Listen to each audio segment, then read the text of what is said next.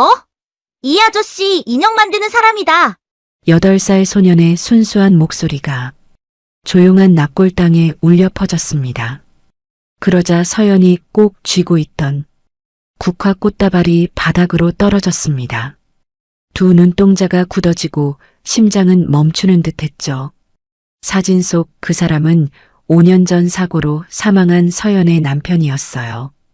5년 만에 찾은 납골당에서 우연히 만난 이 어린 소년이 지금 무슨 말을 하는 걸까요? 진짜로 남편이 살아있는 걸까요? 그녀는 전혀 알지 못했습니다. 5년간의 진실이 밝혀지는 순간 그녀의 인생이 송두리째 뒤흔들린다는 것을요. 사연 시작 전에 구독과 좋아요 눌러주시고 지금 어느 지역에서 듣고 계신지 댓글로 남겨주시면 그곳에 따뜻한 봄날이 찾아오길 기도하겠습니다. 화려한 샹들리에 빛이 쏟아지는 호텔 연회장 무대 위에서 강서윤은 트로피를 들어 올렸습니다.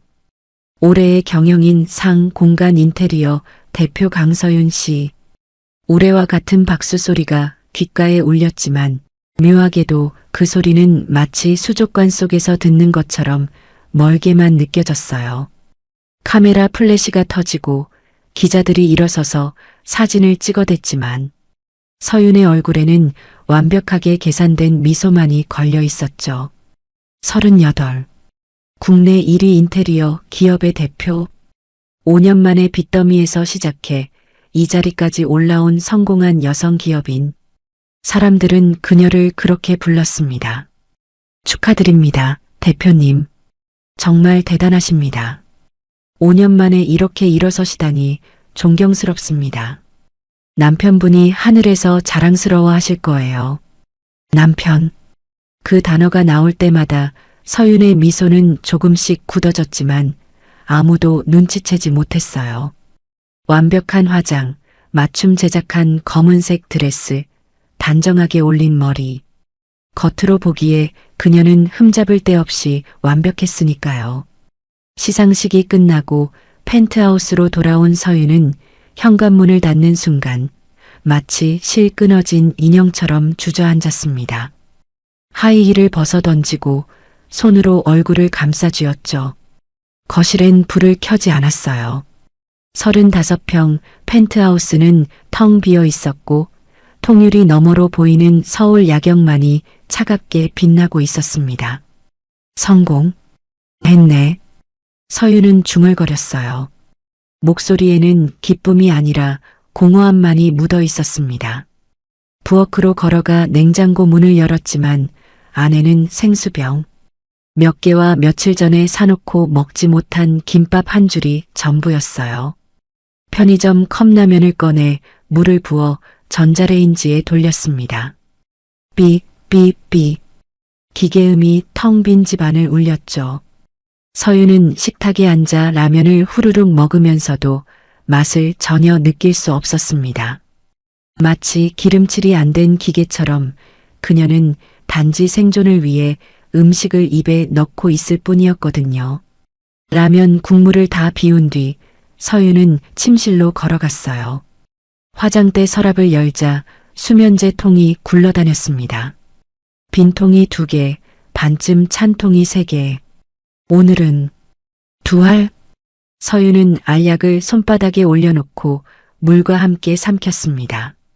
그러고 나서 침대에 누웠지만 천장을 바라보는 그녀의 눈은 한참 동안 감기지 않았어요. 5년.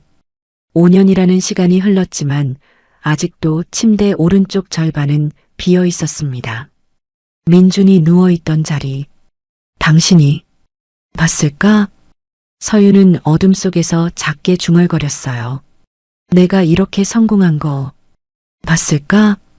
대답은 없었습니다. 당연히 없었죠. 5년 전 남편 이민주는 바닷가 절벽에서 몸을 던져 스스로 목숨을 끊었으니까요.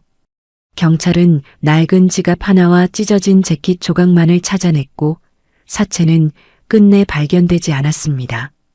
실종이 아닌 사망으로 처리된 것은 유서 때문이었어요. 서윤아, 미안해. 난 당신을 지킬 수 없는 사람이야. 이게 최선이야. 짧고 간결한 유서. 그 종이 한 장이 서윤의 삶을 완전히 바꿔놓았습니다. 장례식은 쓸쓸했어요. 사람들은 고개를 숙인 채 위로의 말을 건넸지만 그 누구도 진심으로 슬퍼하지 않았습니다. 당시 민준과 서윤 부부는 빚더미에 앉아 있었고 기술 유출 누명까지 쓴 상태였으니까요. 그래도 보험금은 나오겠네요. 누군가 수군거렸던 그 말을 서윤은 아직도 기억하고 있었습니다. 그래요. 보험금 5천만 원. 그 돈으로 서윤은 빚을 갚고 남은 돈으로 작은 사무실을 얻어 다시 시작했죠. 민준이 남긴 디자인 스케치북. 그 안에 들어있던 아이디어들을 하나하나 현실로 만들어냈습니다. 밤을 새워가며 울면서 이를 악물고 그렇게 5년이 흘렀어요. 이제 그녀는 성공했습니다. 업계 1위, 펜트하우스, 외제차, 모든 것을 가진 여자. 하지만 서윤은 알고 있었어요. 자신이 진짜로 원하는 것은 이게 아니라는 걸. 수면제가 천천히 효과를 발휘하기 시작했습니다. 눈꺼풀이 무거워지면서 서윤의 의식은 조금씩 흐릿해졌죠. 마지막으로 떠오른 생각은 민준의 얼굴이었어요. 나에게 성공은 행복의 반대말이네. 서윤은 잠들기 직전 작게 속삭였습니다. 행복의 반대편이야. 이튿날 아침 서윤은 휴대폰 알람 소리에 눈을 떴습니다. 몸을 일으키는 것조차 힘겨웠지만 그녀는 기계처럼 일어나 샤워를 하고 옷을 갈아입었어요. 거울 속에 비친 자신의 얼굴을 보면서 파운데이션을 펴발랐습니다. 다크서클을 가리고 창백한 입술에 립스틱을 칠하고 눈썹을 그렸죠. 10분 뒤 거울 속에는 완벽한 강서윤 대표가 서 있었습니다. 오늘도 시작이네. 서윤은 작게 한숨을 쉬었어요. 회사로 가는 길 운전대를 잡은 채 서윤은 라디오를 켰습니다. 오늘은 5월 15일입니다. 아침 날씨가 5월 15일. 그 날짜가 귓가에 스치는 순간 서윤의 손이 움찔했어요. 신호등이 빨간불로 바뀌었고 차가 멈췄습니다. 5월 15일. 민준의 기일이었어요. 정확히 5년 전 오늘 민준은 세상을 떠났습니다. 서윤은 핸들에서 손을 떼고 조수석 서류 가방을 열었어요. 안에는 수첩이 하나 들어 있었습니다. 수첩을 펼치자 작은 사진 한 장이 떨어졌죠. 민준의 사진이었어요. 환하게 웃고 있는 그의 얼굴. 보고 싶어. 서윤은 사진을 집어들고 한참 동안 바라봤습니다. 뒤에서 경적 소리가 울렸어요. 신호등이 초록불로 바뀐 것도 모르고 멍하니 있었던 거죠. 죄송합니다. 서윤은 손을 들어 사과하고 다시 차를 몰았습니다. 회사에 도착해 주차장에 차를 세운 뒤 서윤은 한동안 시동을 끄지 못했어요. 핸들을 꽉 쥔 채 그녀는 천천히 숨을 내쉬었습니다. 오늘 납골당 가야 하는데 매년 이날이 되면 서윤은 납골당을 찾아갔어요. 민준의 유골은 없었지만 형식적으로나마 위패만이라도 모셔둔 곳이었습니다. 하지만 올해는 왠지 가기가 싫었어요. 아니, 무서웠습니다. 민준을 마주하는 게 정확히 말하면 민준의 영정사진을 마주한 채 현실을 마주하는 게 두려웠죠. 미안해. 서윤은 사진을 다시 수첩에 끼워 넣으며 중얼거렸어요. 당신이 원한 게 이게 아닐 텐데. 민준은 언제나 소박한 삶을 꿈꿨습니다. 작은 집에서 서윤과 단둘이 직접 집을 꾸미며 살고 싶다고 했었죠. 집 앞에 작은 마당 있는 데로 이사가서 거기에 작업실 만들고 서윤이 너는 좋아하는 꽃 심고 나무 심고 민준이 했던 말들이 떠올랐습니다. 하지만 그 꿈은 이루어지지 못했어요. 당신은 왜 떠나가야만 했을까? 서윤은 차에서 내리며 높이 솟은 회사 건물을 올려다봤어요. 유리와 강철로 만들어진 차가운 건물. 공간 인테리어. 그녀가 일궈낸 성공의 상징. 나한테는 감옥이야. 서윤의 목소리는 바람에 흩어졌습니다. 엘리베이터를 타고 12층 대표실로 올라갔어요. 비서 김 과장이 커피를 건네며 밝게 인사했습니다. 대표님, 좋은 아침입니다. 응, 고마워. 서윤은 억지로 미소를 지으며 커피를 받았어요. 사무실 문을 열고 들어가 책상에 앉았습니다. 컴퓨터를 켜고 이메일을 확인하고 일정을 점검했죠. 하지만 집중이 되지 않았어요. 자꾸만 민준의 얼굴이 떠올랐습니다. 서윤아, 미안해. 유서에 적혀있던 그 한 줄. 왜 미안하다고 한 거야? 서윤은 모니터를 바라보며 중얼거렸어요. 당신이 뭘 잘못했다고?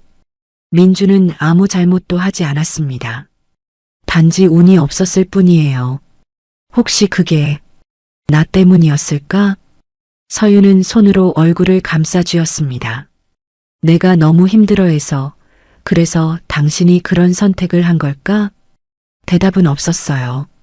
민준은 이미 이 세상에 없었으니까요. 오후 6시 서윤은 조용히 회사를 나섰습니다. 비서에게는 일찍 퇴근한다고만 말했어요. 차를 몰아 납골당으로 향했습니다. 꽃집에 들러 하얀 국화 다발을 샀죠. 민준이 좋아하던 꽃이었어요. 하얀 꽃이 깨끗해 보여서 좋아. 민준이 했던 말이 떠올랐습니다. 납골당에 도착했을 때는 저녁 해가 지고 있었어요. 주차장에 차를 세우고 서윤은 한참 동안 핸들을 붙잡고 있었습니다. 들어가고 싶지 않았어요. 민준을 마주하고 싶지 않았습니다. 아니, 정확히 말하면 민준 없는 현실을 인정하고 싶지 않았죠. 갈 수 있을까? 서윤은 작게 중얼거렸어요. 하지만 결국 차에서 내렸습니다. 국화 다발을 안고 천천히 납골당 건물로 걸어 들어갔죠. 복도는 조용했어요. 형광등 불빛만이 차갑게 빛나고 있었죠. 민준의 위패가 모셔진 곳은 3층이었어요. 엘리베이터를 타고 올라가면서 서윤의 심장은 점점 빠르게 뛰기 시작했습니다. 딸그랑. 엘리베이터 문이 열렸어요. 서윤은 복도를 따라 천천히 걸었습니다. 312호. 민준의 위패가 있는 곳. 문 앞에 섰을 때 서윤은 잠시 숨을 고르고 손잡이를 잡았어요. 문을 밀어 열었습니다. 작은 방 안에는 위패 하나가 놓여 있었고 그 위에 민준의 영정 사진이 걸려 있었죠. 환하게 웃고 있는 민준. 서윤은 무릎을 꿇고 앉아 국화 다발을 놓았습니다. 왔어. 목소리가 떨렸어요. 5년 만이야. 아니, 작년에도 왔으니까. 1년 만이네. 서윤은 민준의 사진을 바라보며 작게 웃었습니다. 나 성공했어. 어제 상도 받았어. 올해의 경영인 상. 대단하지? 자랑하듯 말했지만 목소리에는 기쁨이 없었어요. 근데 있잖아. 서윤은 눈을 감았습니다. 전혀 행복하지가 않아. 눈물이 주르륵 흘러내렸죠. 당신 없는 성공이 무슨 의미가 있어? 서윤이 민준의 사진 앞에 앉아 오열하고 있을 때 갑자기 복도에서 경쾌한 발소리가 들려왔습니다. 타박, 타박, 타박. 어린아이의 발걸음이었어요. 서윤은 재빨리 눈물을 닦고 고개를 돌렸습니다. 문틈 사이로 작은 그림자가 지나가는 게 보였죠. 누구지? 서윤은 조용히 일어나 문 쪽으로 다가갔어요. 복도를 내다보니 8살쯤 되어 보이는 남자아이가 혼자 걸어가고 있었습니다. 낡은 운동화, 해진 바지, 큰 가방을 메고 있는 아이. 웬 어린아이가 혼자 여기 있지? 서윤은 이상하다는 생각이 들었어요. 납골당에 혼자 오는 아이라니. 아이는 복도 끝으로 걸어가더니 어느 방 앞에 멈춰 섰습니다. 그리고 문을 열고 안으로 들어갔죠. 서윤은 왠지 모르게 그 아이가 신경 쓰였어요. 부모님이 계실까? 하지만 복도에는 아무도 없었습니다. 서윤은 다시 민준의 사진 앞으로 돌아가 앉았어요. 민준아. 그녀는 사진을 쓰다듬으며 작게 속삭였습니다. 우리 정말 행복했었지? 5년 전. 민준은 이제 유명해지기 시작한 젊은 디자이너였고 서윤은 작은 인테리어 회사에서 일했어요. 서윤아, 내가 오늘 디자인 하나 팔았어. 민준이 환하게 웃으며 들어오던 날. 진짜? 얼마 받았어? 200만 원. 와, 대박. 둘은 껴안고 방방 뛰었습니다. 그날 저녁 민준은 치킨을 사왔고 둘은 맥주를 마시며 미래를 꿈꿨어요. 나중에 우리 회사 차리자. 응. 당신은 인테리어하고 내가 디자인 해줄게. 대박 나면 집도 사고. 마당 있는 집. 그래, 마당 있는 집. 행복했었어요. 정말 행복했습니다. 하지만 그 행복은 오래가지 못했죠. 둘은 사무실을 얻어 회사를 차렸어요. 직원도 없이 둘이서만 운영하는 작은 회사였지만 열심히 일했습니다. 민준의 디자인은 독특했고 서윤의 인테리어 디자인 능력도 뛰어났죠. 일이 하나둘 들어오기 시작했어요. 이대로만 가면 대박이야. 하지만 그때였습니다. 어느 날부터 민준의 표정은 안 좋아지기 시작했습니다. 우리 그냥 다시 예전으로 돌아갈까? 서윤의 눈이 커졌습니다. 왜?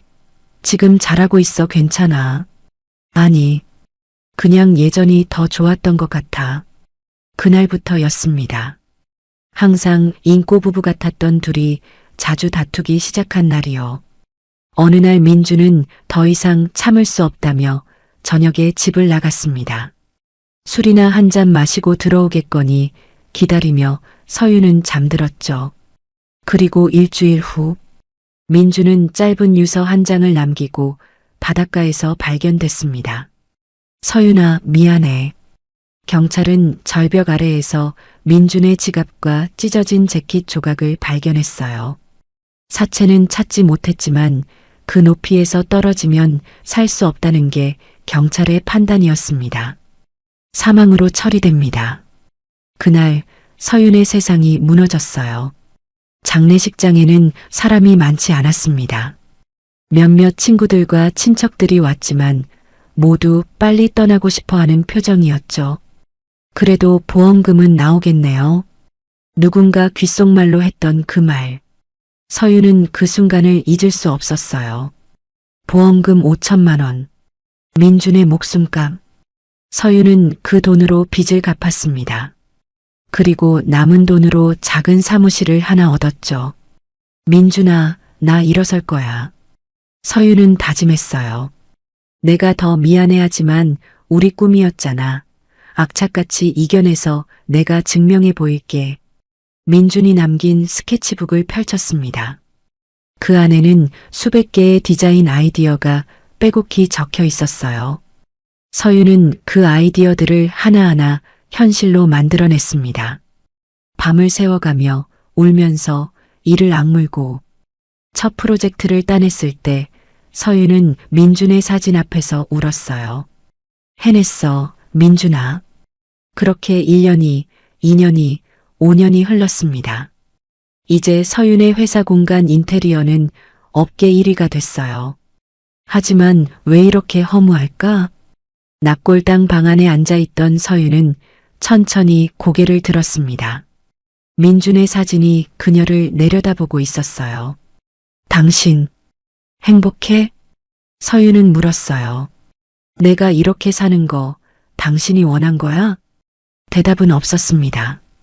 그저 사진 속 민준이 환하게 웃고 있을 뿐이었죠.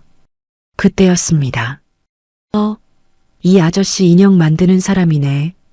갑자기 복도에서 들려온 맑은 목소리에 서윤은 깜짝 놀라 고개를 돌렸는데 아까 봤던 그 8살쯤 되어 보이는 남자아이가 들어와 액자 안을 들여다보고 있었습니다. 뭐라고? 서윤의 목소리가 떨렸고 손에 들고 있던 국화꽃이 바닥으로 미끄러져 떨어졌어요. 하얀 꽃잎들이 차가운 대리석 위에 흩어지는 소리가 마치 누군가의 심장이 부서지는 소리처럼 들렸죠. 아이는 손가락으로 민준의 영정 사진을 가리키며 천진난만한 얼굴로 되풀이했습니다. 이 아저씨요. 나무로 인형을 만들어요. 서윤은 벽을 짚지 않았다면 그대로 주저앉았을 거예요. 무릎에서 힘이 스르르 빠져나가면서 온몸이 앞으로 기울었지만 간신히 중심을 잡았습니다. 무슨 소리야? 목소리는 겨우 나왔지만 숨이 제대로 쉬어지지 않았어요. 아이는 자신이 메고 있던 낡은 가방을 열어 뭔가를 꺼내 서윤에게 보여줬습니다. 작은 나무 토끼 인형이었어요. 투박하지만 정성스럽게 깎아낸 귀와 둥글게 조각된 눈, 매끈하게 사포질한 나무결까지 손때가 묻어있는 인형이었죠. 이거 옆집 아저씨가 만들어주신 거예요. 저한테요. 아이가 자랑스럽게 말했을 때 서윤의 시야가 순간 흐려졌습니다. 그 아저씨가 어떻게 생겼어?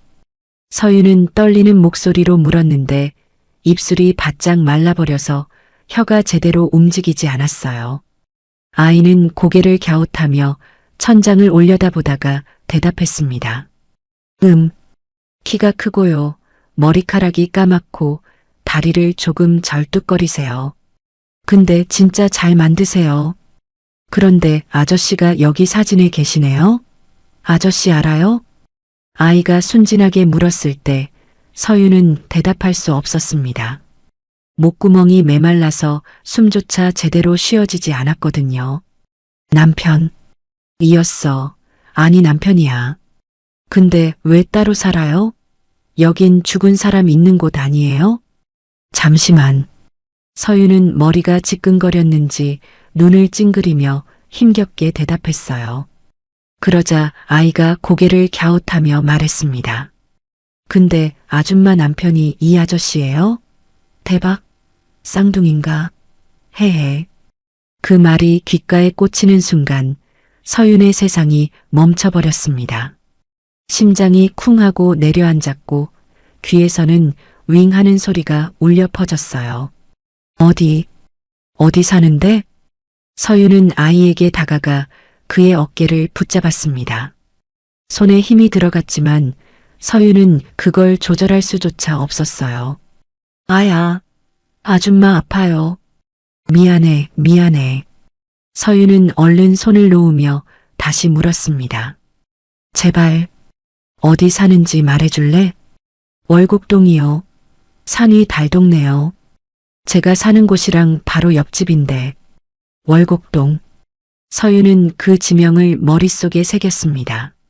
손가락 끝이 차갑게 식어가는 게 느껴졌고 이마에는 식은 땀이 송글송글 맺혔어요. 주소 알아?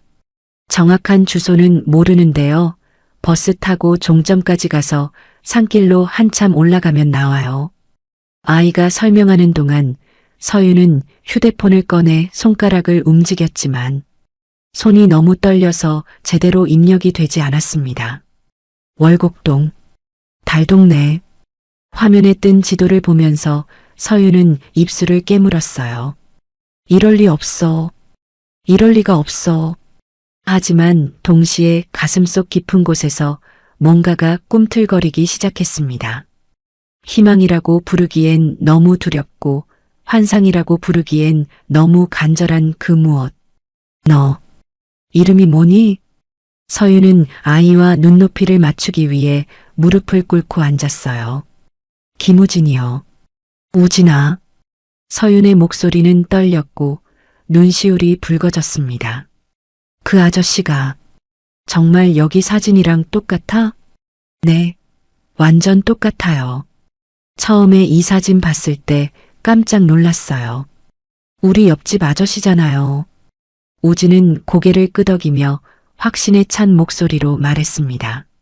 서윤의 심장이 미친 듯이 뛰기 시작했어요. 쿵쾅, 쿵쾅, 쿵쾅. 귓가에서 심장 소리가 북소리처럼 울려 퍼졌고 숨을 쉴 때마다 가슴이 조여왔습니다. 우진아, 지금 그 아저씨한테 가는 거니? 네. 오늘 할머니 기일이라 납골당 왔다가 이제 집 가는 길이에요. 아저씨가 저녁 해주실 거예요. 우진이 밝게 대답했을 때 서유는 결심했습니다. 나도 같이 가도 될까? 네. 왜요? 그 아저씨를 꼭 만나야 해. 서윤의 목소리는 간절했고 눈에는 이미 눈물이 고여 있었어요. 우진은 잠시 망설이다가 천천히 고개를 끄덕였습니다. 알겠어요. 근데 아줌마 왜 우세요? 아니야, 괜찮아. 서윤은 재빨리 눈물을 닦으며 일어섰습니다. 민준의 사진을 한 번 더 봤어요. 환하게 웃고 있는 그의 얼굴. 기다려. 금방 갈게. 그녀는 작게 속삭이고 우진의 손을 잡고 납골당을 나섰습니다. 복도를 걸어나가는 발걸음은 빨랐고 우진이 따라오기 힘들 정도였어요. 아줌마, 천천히 가요. 미안해. 서유는 속도를 줄였지만 마음은 이미 달동네를 향해 날아가고 있었습니다. 주차장에 도착해 차 문을 열자마자 서유는 시동을 걸었어요. 어디로 가면 돼? 월곡역 방향으로 가세요. 거기서 버스 타야 해요. 버스? 차로는 못 가? 차로는 못 가요. 길이 너무 좁아서 버스도 작은 것만 다녀요. 우진의 설명을 들으며 서유는 핸들을 꽉 쥐었습니다. 차가 주차장을 빠져나와 도로로 진입했고 서울 시내의 불빛들이 창밖으로 스쳐 지나갔어요. 신호등이 빨간불로 바뀌었지만 서유는 거의 무시할 뻔했고 급브레이크를 밟았을 때 우진이 앞으로 쏠렸습니다. 조심하세요, 아줌마. 미안해. 서유는 깊게 숨을 들이쉬었어요. 진정해. 진정하라고. 하지만 진정이 되지 않았습니다. 손은 떨렸고 입술은 바짝 말라 있었으며 머릿속에서는 수천 개의 생각이 소용돌이쳤거든요. 정말 민준일까? 아니면 그냥 닮은 사람? 하지만 나무 인형을 만든다는 것, 다리를 절뚝거린다는 것. 우연치고는 너무 일치해. 10분 후 차는 월곡역에 도착했습니다. 여기서 버스 타면 돼요. 우진이 가리킨 곳에는 마을버스 정류장이 있었어요. 서유는 차를 급하게 주차하고 우진과 함께 정류장으로 달려갔습니다. 얼마나 걸려? 한 15분이요. 15분. 서유는 시계를 봤어요. 초침이 움직이는 게 이렇게 느리게 느껴진 적이 없었습니다. 버스를 기다리는 동안 서유는 우진이 가방에서 꺼낸 나무 토끼 인형을 다시 한번 자세히 들여다봤습니다. 작은 인형이었지만 손끝으로 만져보니 나무결이 매끈하게 다듬어져 있었고 귀 끝부분과 눈 주변의 조각이 섬세했어요. 우진아, 이거 언제 만들어주신 거야? 디자인도 잘하셨고 손재주가 있으시네. 한 달 전이요. 제 생일 선물이었어요. 생일 선물. 서윤의 가슴이 철렁 내려앉았습니다. 민준도 그랬어요. 생일이면 항상 뭔가를 만들어서 선물했었죠. 서윤아, 생일 축하해. 이거 받아. 와, 뭐야? 강아지? 응. 내가 키우고 싶다고 했잖아. 강아지 액세서리로 대신하려고. 나중에 진짜 강아지도 키우자. 지금은 이걸로 참아줘. 서유는 눈을 감았어요. 그 기억이 너무 생생해서 지금 민준이 눈앞에 서 있는 것 같았습니다. 아줌마, 괜찮으세요? 우진이 걱정스럽게 물었을 때 서유는 고개를 끄덕이며 눈을 떴어요. 응, 괜찮아. 하지만 전혀 괜찮지 않았습니다. 말도 안 돼. 서유는 속으로 중얼거렸어요. 장례까지 치렀는데 유골함도 납골당해. 아닐 거야. 혼란스러웠습니다. 믿고 싶지만 믿기 힘들었고 믿으면 안 될 것 같았지만 믿지 않을 수도 없었어요.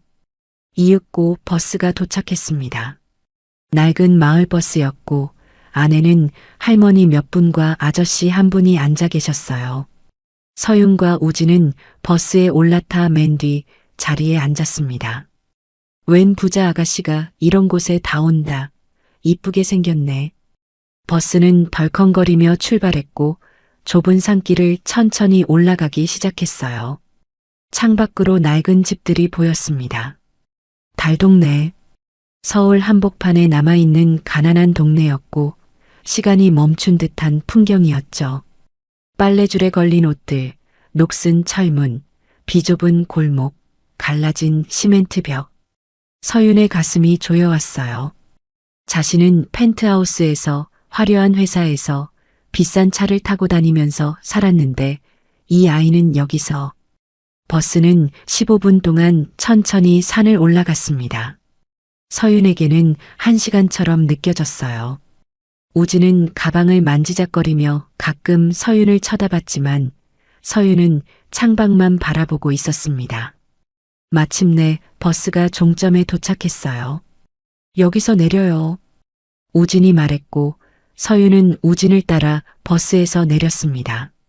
좁은 골목길이 눈앞에 펼쳐졌어요. 계단도 있었고 비탈길도 있었으며 집들은 다닥다닥 붙어 있었습니다. 이쪽이에요. 우진이 앞장서서 걸었고 서윤은 그 뒤를 따랐어요. 한 걸음 한 걸음 내디딜 때마다 심장이 빠르게 뛰었습니다. 손바닥에는 땀이 맺혔고 입술은 바짝 말라 있었으며 숨이 가빠졌어요. 만약 정말 민준이라면 서윤은 생각했습니다. 뭐라고 말해야 하지? 왜 연락 안 했냐고 물어야 할까? 아니면 그냥 안아야 할까? 아니면 때려야 할까? 수많은 생각이 머릿속을 스쳐 지나갔어요. 골목을 한참 올라가자 우진이 어느 집 앞에서 멈춰 섰습니다. 여기에요.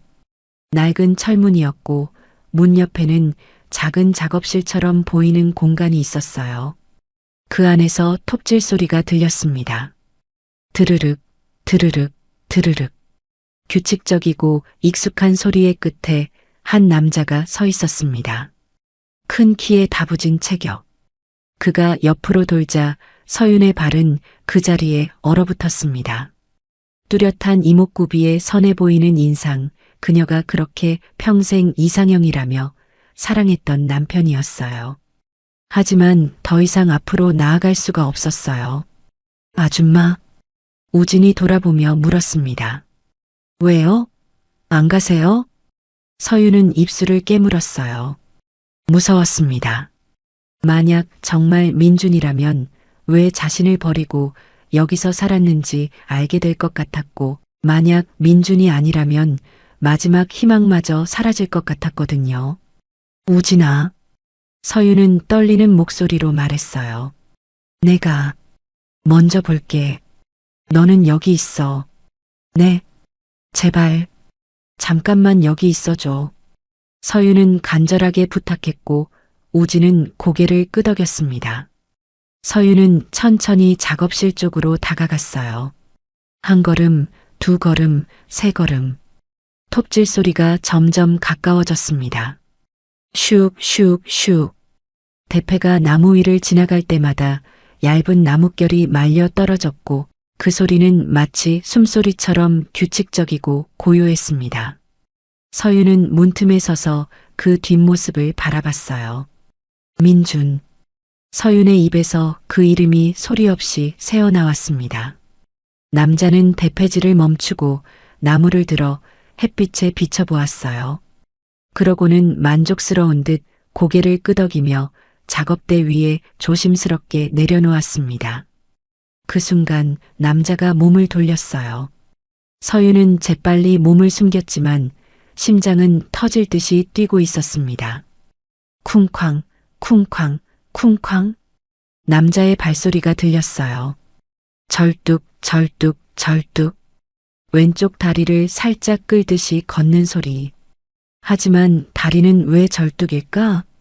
서윤은 손으로 입을 막았어요. 울음이 터져 나올 것 같았거든요. 남자는 작업실 한쪽 선반에서 사포를 꺼내 다시 작업대로 돌아갔습니다. 서윤은 천천히 고개를 내밀어 그의 옆모습을 봤어요. 높은 코, 각진 턱선, 진한 눈썹.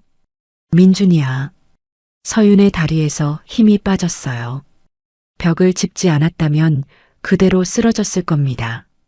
눈물이 주르륵 흘러내렸고 숨이 가빠졌으며 온몸이 떨렸어요. 아줌마. 뒤에서 우진의 목소리가 들렸습니다. 괜찮으세요? 서윤은 재빨리 눈물을 닦으며 고개를 끄덕였어요. 응, 괜찮아. 그 순간 서윤과 남자의 눈이 마주쳤습니다. 시간이 멈췄어요. 남자의 눈이 커졌고 얼굴이 창백해졌으며 손에 들고 있던 사포가 바닥에 떨어졌어요. 누구시죠? 서윤은 대답할 수 없었어요. 목이 메어서 소리가 나오지 않았거든요. 민주는 한 발 뒤로 물러섰습니다. 왜 여기 온 겁니까? 여긴 제 작업실입니다. 서윤은 입술을 떨며 한 걸음 앞으로 나아갔어요. 당신, 민준이잖아. 나는 민준이 아닙니다. 사람 잘못 보셨습니다. 민준은 말을 잇지 못했습니다. 그저 고개를 돌릴 뿐이었죠. 거짓말. 서윤의 목소리가 떨렸어요. 왜 그러는 거야? 우진이 놀라서 두 사람을 번갈아 봤습니다. 아저씨, 아줌마랑 아는 사이예요? 민주는 고개를 돌렸습니다. 아니야, 우진아, 너. 일단 안으로 들어가 있어. 네. 우진은 조용히 집 안으로 들어갔습니다. 이제 작업실에는 서윤과 민준만이 남았어요. 서윤은 민준에게 한 걸음 더 다가갔습니다. 당신, 민준이 맞지? 민준은 고개를 돌렸어요. 여기는 어떻게 찾았지? 나는 사업에 관심 없어. 나는 죽은 사람이야. 뭐라고? 나는 죽은 사람이라고. 그냥 돌아가. 민준의 목소리는 떨렸지만 단호했습니다. 서윤은 믿을 수 없다는 듯 고개를 저었어요. 말도 안 돼. 당신 지금 여기 살아서 서 있잖아. 서윤아. 아니, 이제 대표님이라 불러줘야 되니? 5년 동안 나 혼자 살았어. 매일 밤 당신 생각하며 울었어. 서윤의 목소리가 점점 커졌어요. 민주는 눈을 감았습니다. 그만하자고. 그게 다야? 응, 그게 다야. 민주는 고개를 숙였어요. 서윤은 다가가 민준의 팔을 잡았습니다. 왜 연락 안 한 거야? 왜 여기서 혼자 살고 있는 거야? 민주는 서윤의 손을 뿌리쳤어요. 묻지 마. 제발. 싫어. 대답해줘. 서윤은 소리쳤습니다. 민주는 입술을 깨물었어요. 나는 죽은 사람이어야 해. 무슨 소리야? 내가 죽어야 너가 살 수 있어. 민준의 목소리는 떨렸고 눈에는 눈물이 고여 있었습니다. 서윤은 이해할 수 없었어요. 무슨 뜻이야? 가줘. 제발 가줘. 민주는 작업실 문을 가리켰습니다. 나 없이도 잘 살고 있잖아. 성공했잖아. TV에서 봤어. 그냥 그렇게 살아. 안 가. 서윤은 소리쳤어요. 당신이 뭐라고 해도 안 가. 왜 이렇게 된 건지 설명해줘. 민주는 더 이상 대답하지 않았습니다. 그저 고개를 돌리고 작업대 쪽으로 걸어갔죠. 서윤은 그 뒷모습을 바라보며 주먹을 꽉 쥐었어요. 뭔가 숨기고 있어. 뭔가 말 못할 이유가 있어. 서윤은 생각했습니다. 알아낼 거야. 반드시. 아저씨, 배고파요. 집안에서 우진의 목소리가 들렸을 때 민주는 한숨을 쉬며 작업실을 나섰습니다. 서윤도 그 뒤를 따라 좁은 집 안으로 들어갔어요. 방 하나, 부엌 하나가 전부인 작은 공간이었고 천장에는 곰팡이 자국이 있었으며 벽지는 여기저기 떨어져 나가 있었습니다. 하지만 놀라운 건 그 안에 가득 찬 나무 인형들이었어요. 선반위, 창틀, 식탁 모서리, 심지어 냉장고 위까지 크고 작은 나무 인형들이 놓여 있었고 각각의 인형마다 정성스럽게 색을 칠하거나 광택을 낸 흔적이 보였습니다. 토끼, 곰, 새, 고양이, 강아지. 이거 다 당신이 만든 거야? 서유는 작은 새 인형을 집어들었어요. 섬세하게 깎아낸 날개와 부리, 발톱까지 하나하나 손으로 만져지는 나뭇결이 따뜻했습니다. 응. 민주는 짧게 대답하고는 부엌으로 걸어갔어요. 절뚝, 절뚝, 절뚝. 왼쪽 다리를 끌듯이 걷는 모습이 서윤의 가슴을 찔렀습니다. 아저씨, 어떻게 된 거예요? 아줌마 알아요? 응, 오래돼서 기억을 못했었네, 아저씨가. 민주는 미소 지으며 냉장고를 열었어요. 계란이랑 김치 있으니까 김치볶음밥 해줄까? 좋아요. 우진이 환하게 웃었습니다. 서유는 그 모습을 보며 가슴 한쪽이 뜨거워지는 걸 느꼈어요. 민준이 우진에게 밥을 해주는 모습, 우진이 민준을 바라보는 눈빛, 둘 사이의 자연스러운 대화, 마치 진짜 가족 같았습니다. 내가 할게. 서윤이 나섰을 때 민준은 놀란 듯 서윤을 바라봤어요. 괜찮아. 내가 할 거야. 당신 다리 불편하잖아. 앉아 있어. 그치, 우진아? 내 아줌마가 더 잘할 것 같아요. 서윤과 우진의 합세에 민준은 적잖아 당황했습니다. 그리곤 잠시 망설이다가 천천히 고개를 끄덕이며 식탁에 앉았어요. 서윤은 냉장고에서 계란과 김치를 꺼내 프라이팬을 달궜습니다. 부엌은 좁았고 조리도구도 낡았지만 서윤의 손은 능숙하게 움직였어요. 지글지글 김치가 볶아지는 소리가 작은 방 안에 퍼졌고 고소한 냄새가 났습니다. 우진아, 너 여기서 얼마나 살았어? 서윤이 밥을 볶으며 물었을 때 우진은 손가락으로 숫자를 세며 대답했어요. 1년 조금 넘었어요. 할머니 돌아가시고 나서 혼자 있었는데 아저씨가 저를 돌봐주셨어요. 할머니가. 서윤은 프라이팬을 놓고 우진을 바라봤습니다. 그럼 지금 혼자 사는 거야? 네. 근데 괜찮아요. 아저씨가 옆집에 계시니까요. 우진은 밝게 웃었어요. 서윤은 민준을 쳐다봤습니다. 민준은 고개를 숙인 채 아무 말도 하지 않았어요. 밥 다 됐어. 먹자. 서윤은 김치볶음밥을 새 그릇에 담아 식탁에 놓았습니다. 우진은 숟가락을 들고 허겁지겁 먹기 시작했어요. 천천히 먹어. 체해. 민준이 우진의 머리를 쓰다듬으며 말했을 때 서윤은 그 손을 보았습니다. 거칠고 상처투성이인 손이었지만 우진의 머리를 쓰다듬는 손길은 너무나 부드러웠어요. 우진아, 학교는 다녀? 서윤이 물었을 때 우진은 고개를 끄덕였습니다. 네, 근처 초등학교 다녀요. 숙제는? 아저씨가 도와주세요. 근데 수학은 어려워요. 우진이 투덜거리자 민준이 웃었어요. 그래도 지난번보다 잘했잖아. 그건 아저씨가 설명 잘해주셔서요. 우진이 쑥스럽게 웃었습니다. 서윤은 그 모습을 보며 눈시울이 뜨거워졌어요. 민준은 여기서 이 좁고 낡은 방에서 혼자가 된 아이를 돌보며 살고 있었습니다. 밥을 해주고 숙제를 도와주고 인형을 만들어주면서 아저씨는 진짜 좋은 분이에요. 우진이 서윤을 보며 말했어요. 제가 아플 때 병원도 데려가 주시고 겨울에 추우면 이불도 덮어주시고 제 생일 때는 케이크도 사주셨어요. 케이크. 서윤은 민준을 바라봤습니다. 민준은 여전히 고개를 숙인 채 밥을 먹고 있었어요. 그런데 아저씨 다리는 어떻게 다친 거예요? 서윤이 조심스럽게 물었을 때 우진이 대신 대답했습니다.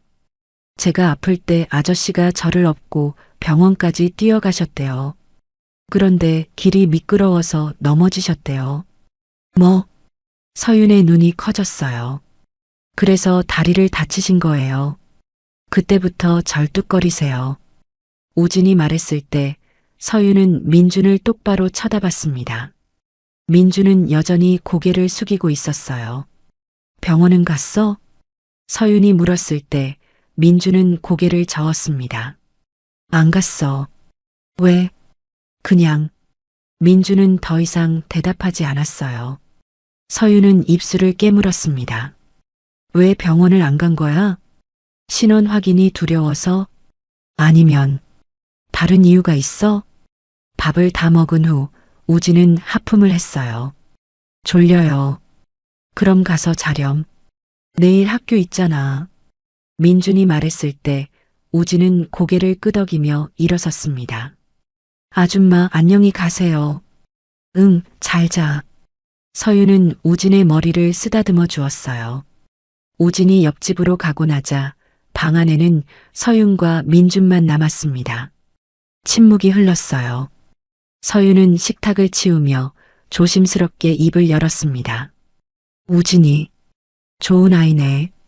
응, 당신이 잘 키웠어. 나는 아무것도 안 했어. 우진이가 혼자 잘 크고 있는 거야. 민주는 고개를 저었어요. 서윤은 설거지를 하며 뒤돌아서 물었습니다. 당신, 정말 왜 이렇게 사는 거야? 민주는 대답하지 않았어요. 대답해줘. 왜 나한테 연락 안 하고 여기서 혼자 살고 있어? 말했잖아. 나는 죽은 사람이어야 한다고. 그 이유를 묻는 거야. 서윤의 목소리가 높아졌습니다. 민주는 입술을 깨물었어요. 말할 수 없어. 왜? 그냥 말할 수 없어. 민주는 일어서서 작업실로 가려고 했습니다. 서윤은 민준의 팔을 잡았어요. 기다려. 도망치지 마. 나는 도망치는 게 아니야. 그럼 뭐야? 말해줘. 서윤은 울먹이며 말했어요. 민주는 서윤을 돌아보았습니다. 그의 눈에는 눈물이 가득했어요. 서윤아, 제발 나를 잊어줘. 못 잊어. 절대 못 잊어. 서윤은 고개를 저었습니다. 당신 살아있는 거 알았는데 어떻게 잊어? 민주는 한참 동안 서윤을 바라봤어요. 그리고 작게 한숨을 쉬었습니다. 알았어. 내일 이야기해 줄게. 정말? 응. 오늘은 너무 피곤해. 민주는 작업실로 걸어갔고 서윤은 그 뒷모습을 바라보며 눈물을 흘렸습니다. 낯선 천장이었습니다. 갈라진 금이 마치 강물처럼 흘러가고 있었어요. 곰팡이 냄새가 희미하게 코끝을 스쳤죠. 펜트하우스였다면 질색했을 풍경이었지만 이상하게도 서윤의 마음은 편안했습니다. 어젯밤 민준이 작업실로 나가며 보였던 단호한 뒷모습 때문이었어요. 짹짹 창밖에서 참새 소리가 들렸습니다. 지난 5년 방음벽에 갇힌 펜트하우스에서는 단 한 번도 듣지 못한 소리였어요. 서윤은 창문을 열었습니다. 비스듬한 햇살 사이로 먼지들이 춤을 추고 있었죠. 어디선가 설거지하는 소리가 물소리와 섞여 들려왔어요. 사람 사는 냄새. 서윤은 그제야 실감했습니다. 자신이 진짜 집에 돌아왔다는 것을요. 옷을 주섬주섬 입고 밖으로 나갔어요. 작업실 문이 반쯤 열려 있었습니다. 슉슉. 대패 소리가 들렸어요. 민준이 이미 일을 시작한 모양이었죠. 일찍 일어났네. 서윤이 문틈으로 고개를 내밀며 말을 걸었습니다. 민준은 손을 멈추고 천천히 고개를 돌렸어요. 눈 밑에 다크서클이 짙게 내려앉아 있었습니다. 머리카락은 여기저기 헝클어진 채였죠. 잠이 안 왔어. 민준의 목소리는 낮게 깔렸어요. 나도 그랬어. 서윤은 작업실 안으로 들어갔습니다. 민준이 깎고 있던 건 작은 새 인형이었어요. 날개를 활짝 펼친 모습이었죠. 하늘을 향해 날아오르려는 순간을 담은 것 같았습니다. 예쁘다. 서윤이 손을 뻗으려다 멈췄을 때 민주는 그 인형을 들어 창가로 갔어요. 햇빛에 비춰보았습니다. 나무결이 금빛으로 반짝였죠. 민준의 얼굴에도 그 빛이 반사되었어요. 5년 전 그가 웃으며 인형을 만들던 모습이 겹쳐 보였습니다. 아직 다 안 됐어. 색칠도 해야 하고. 민주는 인형을 이리저리 돌려보며 중얼거렸어요. 완벽주의자 화가가 작품을 보는 눈빛이었습니다. 누구한테 줄 거야? 서윤이 물었습니다. 민주는 잠시 망설였어요. 우진이. 학교에서 자랑할 거 가져오래. 우진이가 좋아하겠다. 서윤은 민준의 옆모습을 바라봤어요. 5년 전보다 머리카락이 길어져서 귀를 덮고 있었습니다. 얼굴에는 잔주름이 눈가에 자리 잡았죠. 손등에는 톱에 베인 자국들이 여러 개 남아 있었어요. 하지만 여전히 익숙한 얼굴이었습니다. 아니, 어쩌면 더 좋아 보였어요. 투박하고 거칠어졌지만 온기가 느껴졌으니까요. 민준아. 서윤이 조심스럽게 불렀습니다. 민주는 인형을 작업대에 내려놓고 천천히 고개를 들었어요. 눈빛에는 두려움과 미안함이 섞여 있었습니다. 어제 이야기해 주기로 했잖아. 민주는 입술을 깨물었어요. 침묵이 흘렀습니다. 작업실 안에는 톱밥 냄새만 가득했죠. 서윤아. 민준이 입을 열었을 때 밖에서 우진의 목소리가 들렸습니다. 아저씨, 학교 가야 해요. 민주는 안도하는 듯 한숨을 쉬며 작업실을 나갔어요. 서윤도 따라 나갔습니다. 우진은 교복을 입고 가방을 메고 있었어요. 머리는 삐죽삐죽 솟아 있었죠. 머리 좀 빗어. 민준이 웃으며 우진의 머리를 쓰다듬었습니다. 우진은 싫다는 듯 몸을 비틀었어요. 괜찮아요. 괜찮지 않아. 이리 와. 민주는 우진을 앉히고 빗으로 머리를 빗어줬어요. 서윤은 그 모습을 보며 가슴 한쪽이 따뜻해지는 걸 느꼈습니다. 아줌마도 같이 가실 거예요? 우진이 서윤을 보며 물었어요. 응. 잠깐만 있을게. 좋아요. 그럼 아저씨랑 같이 밥 먹어요. 우진이 신나게 말했을 때 민주는 쓴웃음을 지었습니다. 그냥 김치볶음밥이야. 그래도 맛있어요. 우진은 가방을 메고 밖으로 나갔어요. 민준과 서윤은 그 뒤를 따라 골목을 걸었습니다. 좁은 계단을 내려가면서 우진은 쉴 새 없이 떠들었어요. 오늘 체육 시간인데요. 피구할 거래요. 조심해. 공에 맞지 말고. 괜찮아요. 저 빠르거든요. 우진이 자랑스럽게 말했을 때 민주는 웃으며 고개를 끄덕였어요. 버스 정류장에 도착했습니다. 이미 아이들이 몇 명 서 있었어요. 우진아. 한 남자아이가 손을 흔들었습니다. 우진은 환하게 웃으며 달려갔어요. 안녕. 민주는 우진이 버스에 타는 걸 지켜봤습니다. 손을 흔들었어요. 버스가 출발했습니다. 민주는 한참 동안 그 뒷모습을 바라봤어요. 좋은 아빠 같아. 서윤이 말했을 때 민주는 고개를 저었습니다. 나는 아빠가 아니야. 그냥 옆집 아저씨일 뿐이야. 근데 아빠처럼 돌보잖아. 민주는 대답하지 않았어요. 둘은 다시 집으로 돌아갔습니다. 좁은 계단을 올라가는 동안 민주는 다리를 절뚝거렸어요. 서윤은 그 옆에서 손을 내밀었습니다. 잡아. 괜찮아. 잡으라고. 서윤의 목소리가 단호했어요. 민주는 조심스럽게 서윤의 손을 잡았습니다. 따뜻했어요. 5년 만에 잡아보는 아내의 손이었죠. 민주는 그 온기에 가슴이 뜨거워지는 걸 느꼈습니다. 집에 도착해 민주는 부엌으로 갔어요. 뭐 먹을래? 아무거나. 서윤은 식탁에 앉으며 민준의 뒷모습을 바라봤어요. 민준은 라면을 꺼내 물을 끓이기 시작했습니다. 계란 넣을래? 응. 짧은 대화였지만 이상하게 편안했어요. 마치 옛날로 돌아간 것처럼. 라면이 끓는 동안 민준은 계란을 풀었습니다. 지글지글 소리가 났어요. 달콤한 라면 냄새가 작은 방 안을 가득 채웠죠. 서윤은 그 냄새를 맡으며 눈을 감았습니다. 대학생 때가 생각났어요. 둘이 좁은 원룸에서 살 때 민준이 항상 라면을 끓여주곤 했었죠. 서윤아, 라면 먹고 힘내자. 또 라면이야? 미안.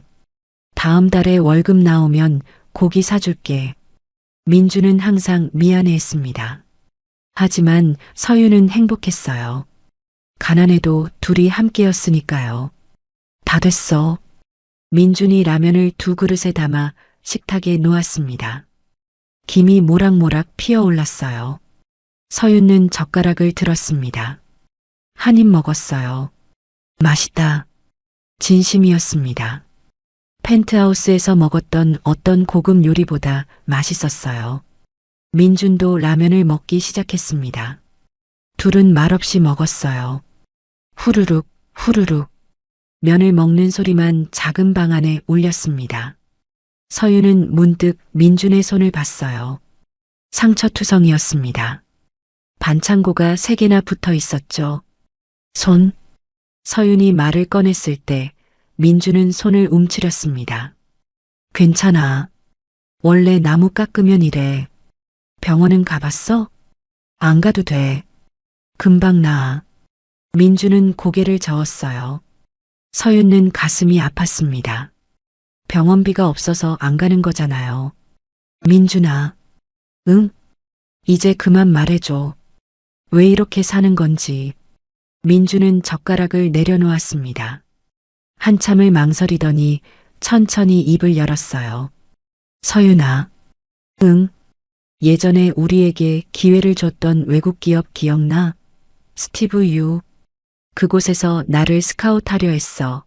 내가 거절했지, 우리 회사를 위해. 그러자 그곳에선 우리와 협업 과정 중에 우리가 기술을 빼돌렸다고 누명을 씌우더라고. 민주는 한참을 자세하게 설명하기 시작했어요. 그리고 결국은 우리 회사를 부셔버리겠다며 내 통장도 횡령한 것처럼 만들었어. 그리곤 내가 사라지면 너를 건드리지 않겠다고 했어. 내가 완전히 죽은 사람이 되면 그 증거도 없애주겠다고. 그래서 나는. 민준의 목소리가 끊겼고 어깨가 들썩거리며 울음을 참는 게 느껴졌어요. 서윤은 주먹을 꽉 쥐었습니다. 정말 웃기네. 나는 위협이 되지 않고 민준 당신의 능력은 무서웠나 보네. 손톱이 손바닥에 파고들면서 아팠지만 그 아픔조차 지금 느끼는 분노에 비하면 아무것도 아니었어요. 미친. 그럼 왜 경찰에 신고하지 않았어? 거짓 증거잖아. 증거가 너무 완벽했어. 민준이 천천히 고개를 들었는데 눈은 충혈되어 빨갛게 물들어 있었고 눈물 자국이 뺨을 타고 흘러내려 턱 끝에서 떨어지고 있었습니다. 회사 서버 기록부터 통장 거래 내역까지 심지어 내 서명까지 완벽하게 위조돼 있었어. 싸워봤자 질 게 뻔했어. 우린 이제 시작했었잖아. 그리고 나는 내가 감옥 가는 걸 볼 수 없었어. 차라리 내가 죽는 게 나았어. 서윤은 더 이상 참을 수 없었습니다. 민준을 꽉 안았어요. 민준의 몸은 떨리고 있었고 서윤의 어깨에 얼굴을 묻은 채 소리 없이 울고 있었습니다. 바보 같은 사람. 서윤의 눈에서도 눈물이 주르륵 흘러내렸어요. 둘은 한참 동안 그렇게 안고 있었는데 좁은 방 안에는 흐느끼는 소리와 빗소리처럼 떨어지는 눈물 소리만 작게 울려 퍼졌습니다. 얼마나 시간이 흘렀을까요? 서윤이 먼저 몸을 조금 떼어내며 민준의 얼굴을 두 손으로 감싸 쥐었어요. 증거가 어디 있어? 그 사람이 위조한 거? 없어. 그 사람이 가지고 있어. 그럼 다른 증거는? 그 사람이 너를 협박했다는 증거라도? 민주는 천천히 고개를 들었습니다. 눈빛이 흔들렸어요. 있어. 녹음한 게 있어. 서윤의 심장이 다시 뛰기 시작했습니다. 어디? 작업실 바닥 밑에 숨겨뒀어. USB에. 나무 판자 아래. 서윤은 벌떡 일어나 작업실로 달려갔어요. 민준도 비틀거리며 뒤따라왔습니다. 작업실 바닥에는 나무 판자가 깔려 있었는데 서윤은 손으로 이곳저곳을 두드려보며 빈 곳을 찾았어요. 똑똑. 구석 한쪽에서 빈 소리가 났습니다. 여기. 응. 민준이 작은 드라이버를 가져와 손을 떨며 나무 판자를 조심스럽게 드러냈는데 드라이버가 손에서 미끄러져 바닥에 떨어지는 바람에 2번이나 다시 집어야 했어요. 판자가 들어 올려지자 그 아래에 작은 공간이 나타났고 낡은 비닐 봉지에 쌓인 USB가 하나 놓여 있었습니다. 서윤은 손을 뻗어 그걸 조심스럽게 꺼냈어요. 손끝이 떨렸습니다. 이게 5년 전에 녹음한 거야. 스티브가 나를 협박하던 날. 혹시 몰라서 남겨뒀어. 민준의 목소리는 떨렸지만 그 안에는 희미한 희망이 섞여 있었어요. 서윤은 USB를 꽉 쥐었습니다. 컴퓨터 있어? 우진이 집에 낡은 노트북 있어. 둘은 급하게 옆집으로 갔어요. 민준이 열쇠로 문을 열고 들어가 책상 위에 있는 낡은 노트북을 켰는데 부팅하는데 한참이 걸렸고 그 시간 동안 서윤은 가슴이 터질 것처럼 조마조마했습니다. 서윤은 USB를 꽂았어요. 파일이 하나 뜰 때까지 둘은 숨을 죽이고 기다렸는데 그 몇 초가 마치 몇 시간처럼 길게 늘어지는 것 같았습니다.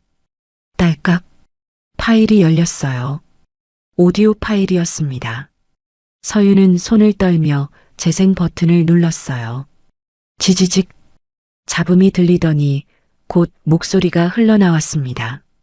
이민준, 선택해. 내가 영원히 사라지거나 내 아내가 감옥 가거나 너 같은 놈은 내비두면 기어올라 결국 잡아먹을 궁리를 하는 놈이지. 스티브 유의 목소리였는데 그 차갑고 냉정한 음성이 노트북 스피커를 통해 흘러나오자 서윤의 온몸에 소름이 쫙 돋았어요. 이게 무슨 소리예요? 서윤이는 아무것도 모르는데. 민준의 목소리도 들렸는데 5년 전 그의 목소리는 지금보다 훨씬 밝았고 절박했습니다. 모르든 말든 상관없어. 증거는 완벽해. 3억 원이 내 아내 계좌로 들어갔어. 서명도 있고 거래 내역도 다 있어. 경찰이 보면 100% 유죄야. 도대체 왜 이러시는 겁니까? 내가 회사 비리도 알게 됐잖아. 제발 다른 방법은 없습니까? 일주일 줄게. 일주일 안에 죽은 척하고 사라져. 그럼 내 아내는 안전해. 안 그러면 뭐 알지? 대화가 끝났습니다. 서윤은 손을 떨며 재생을 멈췄어요. 눈물이 주르륵 흘러내렸습니다. 이게 증거야. 이걸로 경찰에 가면 돼. 서윤의 목소리는 떨렸지만 희망에 차 있었고 민준도 천천히 고개를 끄덕이며 처음으로 작게 웃었습니다. 그래, 이제 싸울 수 있어. 드디어. 그날 저녁 서윤과 민준은 경찰에 가기로 결심했습니다. USB를 꽉 쥔 채 서윤은 가슴이 뛰는 걸 느낄 수 있었는데 5년 만에 처음으로 희망이라는 게 가슴속에서 따뜻하게 퍼져나가는 것 같았어요. 내일 아침 제일 먼저 가자. 우진이 학교 보내고. 민준이 말했을 때 서윤은 고개를 끄덕였습니다. 응, 이제 끝낼 수 있어. 하지만 그 희망은 오래가지 못했어요. 밤 9시쯤 우진이 집에서 돌아왔을 때 얼굴이 새하얗게 질려 있었고 온몸이 부들부들 떨리고 있었습니다. 우진아, 민준이 우진을 붙잡으며 물었어요. 무슨 일이야? 아저씨, 무서운 아저씨가 학교 앞에서 기다리고 있었어요. 우진의 목소리는 떨렸고 눈에는 눈물이 그렁그렁 맺혀 있었어요. 서윤의 심장이 철렁 내려앉았습니다. 무슨 말을 했어? 이민준 아저씨한테 전해달래요. 허튼 짓 하지 말라고. 안 그러면 우진이를 다치게 하겠대요. 우진이 울먹이며 말했을 때 민준의 얼굴에서 핏기가 싹 빠졌어요. 경찰에 가야 해. 지금 당장. 서윤이 민준의 팔을 붙잡으며 말했지만 민준은 고개를 저었어요. 안 돼. 우진이가 위험해. 하지만 서윤아, 우진이한텐 나밖에 없어. 내가 지켜야 해. 민준의 목소리는 단호했고 눈빛에는 결연한 의지가 담겨 있었습니다. 서윤은 민준의 그 눈빛을 보며 가슴이 먹먹해졌어요. 이 사람은 항상 이렇게 다른 사람을 먼저 생각하는구나. 밤이 깊어갔습니다. 우진은 서윤의 품에 안겨 겨우 잠이 들었고 민준은 작업실에 앉아 멍하니 창밖만 바라보고 있었어요. 서윤이 조심스럽게 다가갔습니다. 경찰에 신고하자. 지금 당장. 그 사람이 우진이한테 뭘 할지 몰라. 그래도 그때였습니다. 쾅! 작업실 창문이 돌로 깨지면서 유리 파편이 사방으로 튀었고 서윤과 민준은 본능적으로 몸을 숙였어요. 이민준. 밖에서 스티브 유의 목소리가 들렸습니다. 숨겨놓은 거 다 내놔. 지금 당장. 민준은 벌떡 일어나 창문 쪽으로 다가갔어요. 우진이한테 손대지 마. 닥쳐. 스티브 유가 소리쳤을 때 서윤은 휴대폰을 꺼내 112를 눌렀습니다. 하지만 경호원들이 그걸 눈치챘는지 갑자기 문을 발로 차기 시작했어요. 쾅! 쾅! 쾅! 낡은 문이 흔들렸고 이내 문틀이 부러지면서 문이 안쪽으로 벌어졌습니다. 스티브 유가 안으로 들어왔어요. 50대 중반의 남자였는데 정장을 입고 있었지만 얼굴은 붉게 상기되어 있었고 눈에는 광기가 어려 있었습니다. USB를 가지고 있네? 스티브 유가 서윤에게 다가갔을 때 민준은 서윤을 뒤로 감췄어요. 안 비키면 죽는다? 스티브 유가 주먹을 휘두르려는 순간 민준이 그의 팔을 붙잡았습니다. 둘이 몸싸움을 벌였어요. 서윤은 비명을 지르며 휴대폰으로 신고했습니다. 여보세요? 경찰이요? 사람이 집에 침입했어요. 작업실 안은 난장판이 되었습니다. 스티브 유가 민준을 밀쳤고 민준은 작업대에 부딪히며 나무 인형들이 바닥에 우르르 떨어졌어요. USB 내놔. 스티브가 다시 달려들었을 때 민준은 몸을 피하려다 왼쪽 다리에 힘을 주게 됐고 순간 무릎이 꺾이면서 비명을 질렀습니다. 으악! 민준이 바닥에 쓰러졌어요. 다리를 붙잡으며 얼굴이 새하얗게 질렸고 이마에는 식은 땀이 송골송골 맺혔습니다. 민준아. 서윤이 달려가 민준을 감싸 안았을 때 스티브 유는 작업실을 뒤지기 시작했어요. 선반을 뒤집고 서랍을 열고 나무 판자까지 들춰냈습니다. 어디 있어? USB 어디 있냐고. 서윤은 주머니 속 USB를 꽉 쥐었어요. 절대 안 줘. 절대. 그때 밖에서 사이렌 소리가 들렸습니다. 비용. 경찰이 온 거였어요. 스티브 유의 얼굴이 창백해졌습니다. 이 빌어먹을. 그는 마지막으로 민준을 노려보고는 창문으로 뛰어나가 도망쳤어요. 경찰관 3명이 작업실로 들어왔습니다. 신고하신 분이십니까? 네. 저 사람이 우릴 공격했어요. 서윤이 다급하게 말했을 때 민주는 다리를 붙잡은 채 신음하고 있었어요. 다리가 119 불러주세요. 제발. 서윤이 울먹이며 소리쳤습니다. 구급차가 도착했을 때 민주는 이미 얼굴이 새하얗게 질려 있었고 다리에서 흘러나온 피가 바닥에 작은 웅덩이를 만들고 있었습니다.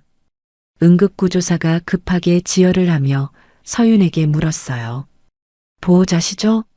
환자분 언제 다리 수술하셨어요? 5년 전이요.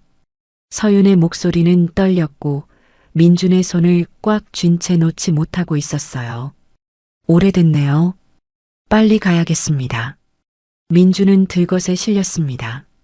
서윤은 구급차에 함께 타며 민준의 손을 계속 잡고 있었는데 그 손이 얼음장처럼 차가워서 가슴 한쪽이 철렁 내려앉는 것 같았어요. 민준아, 괜찮아. 금방 나을 거야. 민준은 희미하게 고개를 끄덕였지만 눈은 초점을 잃은 채 천장만 멍하니 바라보고 있었습니다. 구급차가 출발했어요. 사이렌 소리가 밤거리에 울려 퍼졌고 서윤은 민준의 얼굴을 보며 눈물을 참았습니다. 제발 괜찮아야 해. 병원에 도착하자마자 민준은 응급실로 실려 들어갔어요. 의사 2명이 달려와 민준의 다리를 살피더니 고개를 저었습니다. 보호자분, 잠깐 이쪽으로 오시죠. 서윤은 의사를 따라 복도로 나갔어요. 환자분 상태가 심각합니다.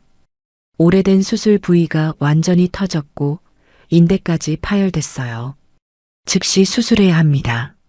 수술하면 괜찮아지는 거죠? 서윤의 목소리는 간절했고 의사는 잠시 망설이다가 입을 열었습니다.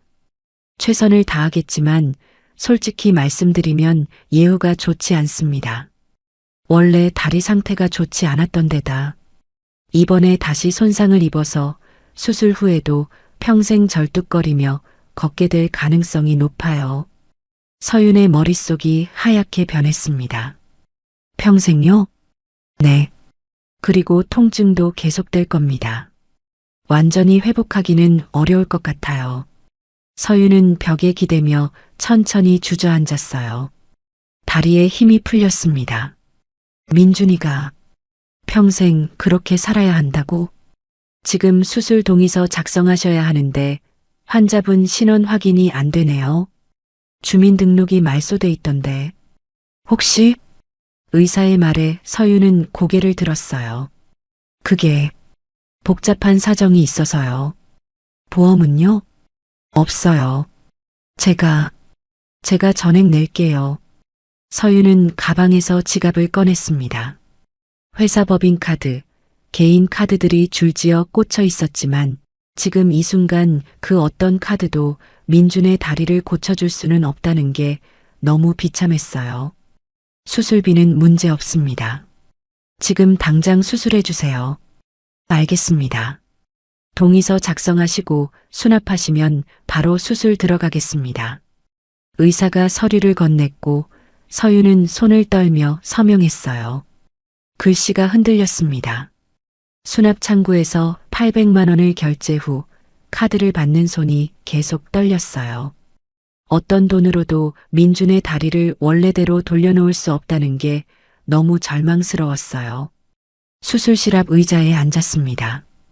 빨간 불이 켜져 있었어요. 수술 중. 서윤은 고개를 떨구고 두 손으로 얼굴을 감췄습니다. 눈물이 손가락 사이로 주르륵 흘러내렸어요. 내 잘못이야. 내가 5년 전에 더 잘 지켜줬어야 했는데. 복도는 조용했고 형광등 불빛만 차갑게 내려앉아 있었습니다. 시간이 느리게 흘렀어요. 1시간, 2시간. 서윤은 그 자리에서 일어나지 못한 채 수술실 문만 바라보고 있었는데 눈은 충혈되고 입술은 바싹 말라 있었습니다. 새벽 2시쯤 수술실 불이 꺼졌어요. 의사가 나왔습니다. 서윤은 벌떡 일어났어요. 어떻게 됐어요? 수술은 성공적이었습니다. 출혈도 멈췄고 인대도 봉합했어요. 그럼 괜찮은 거예요? 서윤의 목소리는 희망에 차 있었지만 의사는 고개를 저었습니다. 생명에는 지장 없습니다. 하지만 제가 말씀드렸듯이 앞으로 평생 다리를 절며 걸으셔야 할 겁니다. 재활을 열심히 하시면 조금 나아질 수는 있지만 완전히 회복은 어려워요. 서윤은 눈물이 핑 돌았습니다. 그래도 살았죠? 네. 그건 다행입니다. 의사가 가고 민준이 병실로 옮겨졌어요. 서윤은 병실 문을 열고 들어갔습니다. 민준은 침대에 누워 있었고 왼쪽 다리는 깁스로 꽁꽁 감겨 있었어요. 얼굴은 여전히 창백했고 마취에서 깨어나지 않아 눈을 감고 있었습니다. 서윤은 침대 옆 의자에 앉아 민준의 손을 잡았어요. 손은 여전히 차가웠습니다. 민준아, 미안해. 서윤의 목소리는 떨렸고 눈물이 주르륵 흘러내려 민준의 손등에 떨어졌어요. 내가 지켜주지 못해서, 내가 이렇게 다치게 해서. 창밖으로 새벽이 밝아오고 있었습니다. 하지만 서윤의 마음속은 여전히 어둠뿐이었어요. 민준은 평생 다리를 절며 살아야 하고 신호는 여전히 죽은 사람으로 남아있고 스티브 유는 아직 잡히지 않았습니다. USB 하나만이 유일한 희망이었지만 그것만으로 과연 이 모든 걸 되돌릴 수 있을까요? 서윤은 민준의 손을 꽉 쥐며 작게 속삭였습니다. 포기하지 않을게. 절대 포기 안 해. 새벽 5시쯤 민준이 천천히 눈을 떴습니다. 작은 신음소리에 서윤은 잠에서 깨어 고개를 들었어요. 민준아. 민준은 천천히 주변을 둘러보며 하얀 천장, 소독약 냄새, 그리고 다리의 무게를 느꼈습니다. 여기가 병원? 응. 수술했어. 이제 괜찮아. 서윤이 민준의 손을 두 손으로 감싸 쥐었을 때 민준은 천천히 고개를 돌려 서윤을 바라봤어요. 서윤의 눈은 충혈되어 빨갛게 물들어 있었고 눈 밑에는 다크서클이 짙게 내려앉아 있었습니다. 밤새 안 잤어? 괜찮아. 나는 괜찮아. 서윤이 억지로 웃었지만 그 웃음은 금방이라도 무너질 것 같았어요. 민준은 천천히 다리 쪽을 내려다봤습니다. 깁스로 꽁꽁 감긴 다리를 보며 한숨을 쉬었어요. 다리, 많이 다쳤지? 서윤은 대답하지 못했습니다. 입술을 깨물며 눈물을 참았어요. 말해줘. 얼마나 심각해? 민준의 목소리는 차분했지만 그 안에는 이미 각오가 서려 있었습니다. 의사 선생님이 평생 절뚝거리며 걸을 수도 있대. 서윤의 목소리가 떨렸고 민준은 천천히 눈을 감았어요. 그렇구나. 미안해. 내가 더 빨리 경찰을 불렀어야 했는데. 아니야. 내 잘못 아니야. 민준이 서윤의 손을 꽉 쥐었을 때 서윤은 더 이상 참지 못하고 흐느끼기 시작했습니다. 내 잘못이야. 내가 5년 전에 더 잘 지켜줬어야 했어. 내가 혼자 떠나게 하지 말았어야 했어. 서윤아, 넌 나 때문에 죽은 사람이 됐고 5년 동안 혼자 숨어 살았고 이제는 다리까지. 다 내 잘못이야. 서윤의 목소리는 울먹였고 어깨가 들썩거렸어요. 민주는 서윤을 가만히 바라보다가 천천히 손을 뻗어 서윤의 머리를 쓰다듬었습니다. 바보, 내 잘못이 아니야. 나도 선택한 거야. 널 지키기 위해서. 하지만 후회 안 해. 내가 무사하다면 내 다리쯤이야. 민준의 목소리는 담담했지만 그 안에는 깊은 슬픔이 묻어 있었어요. 둘은 한참 동안 말없이 손을 잡고 있었습니다. 창밖으로 해가 떠올랐어요. 아침 햇살이 병실 안으로 스며들었고 먼지들이 빗속에서 천천히 춤을 추고 있었습니다. 민준아. 응. 이제 그만 숨자. 경찰에 가서 USB 제출하고 스티브를 고발하고 내 신원도 되찾자. 서윤의 목소리는 떨렸지만 단호했어요. 민주는 천천히 고개를 끄덕였습니다. 그래. 이제 그만 도망치고 싶어. 우진이는? 우진이도 함께 가야지. 그 아이도 증인이니까. 서윤은 휴대폰을 꺼내 우진에게 전화를 걸었어요. 몇 번의 신호음 끝에 우진의 목소리가 들렸습니다. 여보세요? 우진아, 나 아줌마야. 아저씨 괜찮아. 수술 잘 끝났어. 정말요? 다행이다. 우진의 목소리에서 안도가 묻어났어요. 우진아, 오늘 학교 끝나고 병원으로 올 수 있어? 아줌마가 데리러 갈게. 네, 갈게요. 전화를 끊고 서윤은 민준을 바라봤습니다. 준비됐어? 응. 이제 끝내자.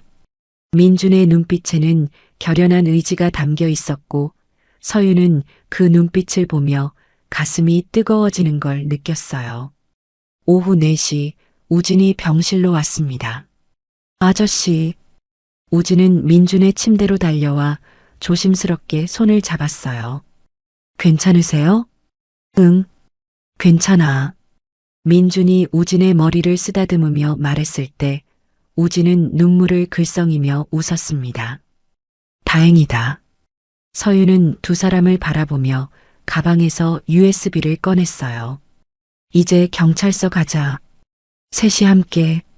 민주는 고개를 끄덕이며 침대에서 일어나려 했지만 다리에 힘이 들어가지 않아 다시 주저앉았습니다. 아직 일어나면 안 돼. 내가 휠체어 빌려올게. 서윤이 밖으로 나가 간호사에게 휠체어를 빌렸고 민준을 조심스럽게 앉혔어요. 세 사람은 병원을 나섰습니다. 저녁 햇살이 따뜻하게 내리쪼이고 있었는데 서윤은 그 햇살을 보며 마음 한쪽이 조금 풀리는 것 같았어요. 이제 시작이야.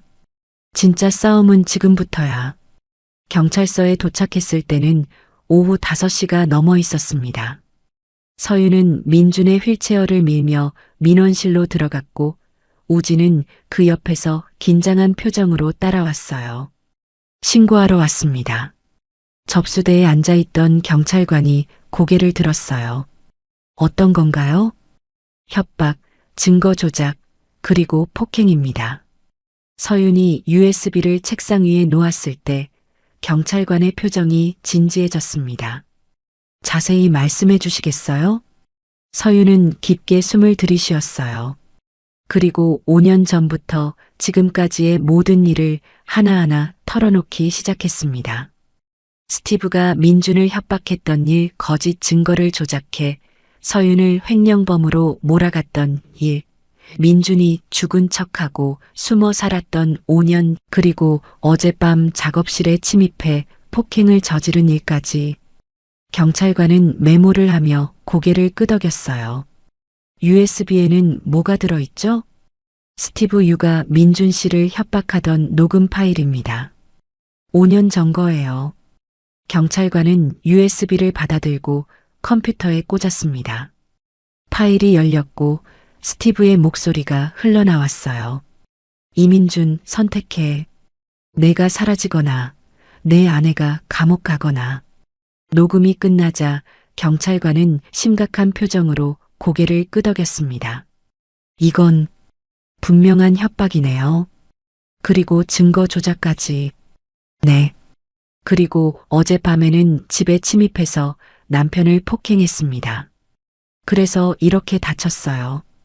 서윤이 민준의 다리를 가리켰을 때 경찰관은 휠체어에 앉은 민준을 봤어요. 병원 진단서 있으신가요?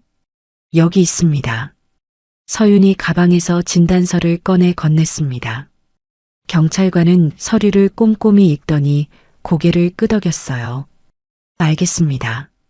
일단 진술서를 작성하시고 스티브 유 씨에 대한 체포영장을 신청하겠습니다. 얼마나 걸리나요? 빠르면 이틀, 늦어도 일주일 안에는 체포할 수 있을 겁니다. 서윤은 안도의 한숨을 쉬었어요. 드디어 끝낼 수 있어. 진술서를 작성하는데 2시간이 걸렸습니다. 서윤과 민준, 그리고 우진까지 각자의 진술을 남겼고 경찰관은 그걸 바탕으로 사건을 정리했어요. 한 가지 더 여쭤볼 게 있는데요. 경찰관이 민준을 보며 말했습니다. 이민준 씨 주민등록이 말소돼 있던데 사망 신고가 돼 있더라고요. 네. 5년 전에 스티브 유가 브로커를 시켜 저를 죽도록 처리했습니다. 그럼 신원 회복 절차를 밟으셔야 할 것 같은데 그건 별도로 법원에 신청하셔야 합니다. 얼마나 걸리나요? 증거가 명확하니까 한 달 정도면 될 것 같습니다. 일단 이 사건이 마무리되면 신원 회복 신청하시면 돼요. 민주는 고개를 끄덕였어요. 감사합니다. 경찰서를 나왔을 때는 이미 밤이었습니다. 서윤은 민준의 휠체어를 밀며 천천히 걸었고 우진은 그 옆에서 나란히 걸었어요. 아줌마, 이제 무서운 아저씨 잡히는 거죠? 응, 이제 곧 잡힐 거야. 서윤이 우진의 머리를 쓰다듬으며 말했을 때 우진은 환하게 웃었습니다. 다행이다. 이제 아저씨도 떳떳하게 살 수 있겠네요. 민주는 우진을 보며 눈시울이 붉어졌어요.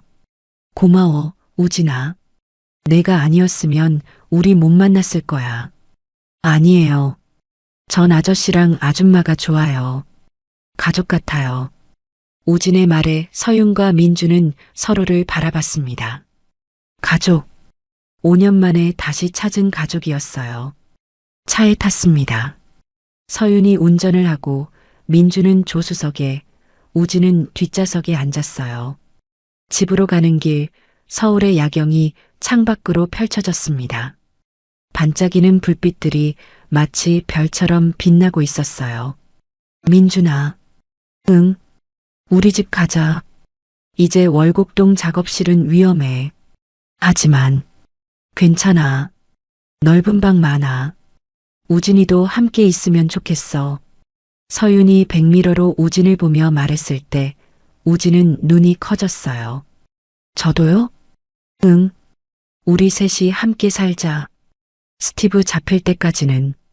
우진은 환하게 웃으며 고개를 끄덕였습니다. 차는 서초동 펜트하우스로 향했어요. 민주는 창밖을 보며 작게 한숨을 쉬었습니다. 5년 만에 다시 돌아가는구나. 사흘 뒤 경찰에게서 연락이 왔습니다. 강서윤 씨, 스티브를 체포했습니다. 서윤은 전화를 받으며 무릎에 힘이 풀리는 걸 느꼈어요. 정말요? 네. 회사에서 체포했습니다. 지금 조사 중인데 강서윤 씨도 참고인으로 출석해 주셔야 할 것 같아요. 알겠습니다. 지금 바로 가겠습니다. 서윤은 민준과 우진에게 소식을 전했어요. 잡혔어. 스티브 잡혔대. 민준은 휠체어에 앉은 채 천천히 눈을 감으며 한숨을 쉬었습니다. 드디어 끝났구나. 세 사람은 경찰서로 향했습니다. 조사실에 들어가자 스티브가 수갑을 찬 채 앉아 있었어요. 서윤을 보자 스티브는 이를 갈았습니다. 강서윤, 내가 스티브 씨. 형사가 스티브를 제지하며 말했습니다. 강서윤 씨 앞에서 5년 전 일에 대해 진술해 주시겠습니까? 스티브는 입을 다물었어요. 진술 거부하시는 겁니까? 변호사 오기 전까지는 말 안 합니다. 형사는 한숨을 쉬며 서윤을 봤어요. 일단 강서윤 씨 진술부터 받겠습니다. 서윤은 5년 전 일부터 차근차근 설명했습니다. 회사에서 3억 원이 사라진 일, 스티브가 자신을 의심했던 일, 그리고 민준이 실종된 일까지. 당시에는 횡령범으로 지목받을 뻔했지만 남편이 사라진 뒤 사건이 흐지부지 됐죠. 저는 남편이 죽었다고 생각했어요. 그런데 알고 보니 스티브 씨가 거짓 증거를 만들어 남편을 협박했던 거였습니다. 증거가 있습니까? 네. USB에 녹음 파일이 있습니다. 그리고 그 브로커를 찾으면 스티브 유와 이어져 있을 겁니다. 형사는 USB를 다시 재생했어요. 스티브의 목소리가 조사실에 울려 퍼졌습니다. 이민준, 선택해. 내가 사라지거나 내 아내가 감옥 가거나. 녹음이 끝나자 스티브는 고개를 떨구었어요. 스티브 씨, 이게 당신 목소리 맞습니까? 스티브는 대답하지 않았습니다. 음성 분석 결과 99% 일치합니다. 그리고 회사 서버를 조사한 결과 5년 전 강서윤 씨 계좌로 돈이 입금된 기록이 조작된 것으로 밝혀졌습니다. IP 주소 추적 결과 스티브 씨 기업 컴퓨터에서 접속한 기록이 있더군요.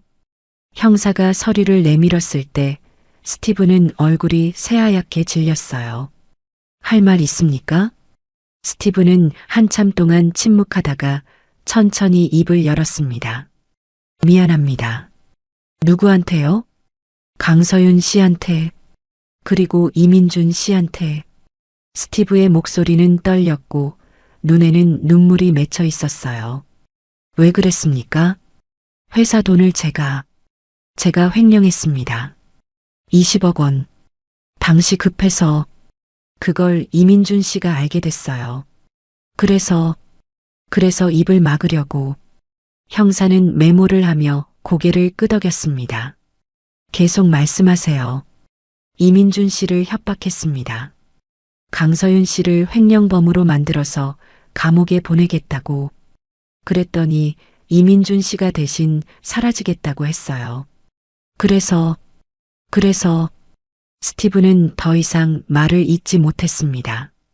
서윤은 주먹을 꽉 쥐었어요. 손톱이 손바닥에 파고들었지만 아프지 않았습니다. 그렇게 5년 동안 숨어 살게 만들었군요. 그리고 이번에는 폭행까지. 죄송합니다. 정말 죄송합니다. 스티브가 고개를 숙이며 울먹였을 때 서윤은 자리에서 일어났어요. 용서 안 해요. 절대로. 서윤의 목소리는 차갑고 단호했습니다. 조사실을 나와 복도로 나왔을 때 민준과 우진이 기다리고 있었어요. 어떻게 됐어? 자백했어. 다 인정했어. 서윤이 말했을 때 민준은 천천히 눈을 감으며 안도의 한숨을 쉬었습니다. 끝났구나. 정말 끝났어. 형사가 나와 말했습니다. 이민준 씨 신원 회복 신청 도와드리겠습니다. 그리고 강서윤 씨 회사 쪽에도 연락해서 5년 전 사건이 누명이었다는 걸 공식적으로 밝히겠습니다. 감사합니다. 서윤이 고개를 숙였을 때 형사는 미소 지으며 말했어요. 고생 많으셨습니다. 이제 평범하게 사세요. 세 사람은 경찰서를 나섰습니다.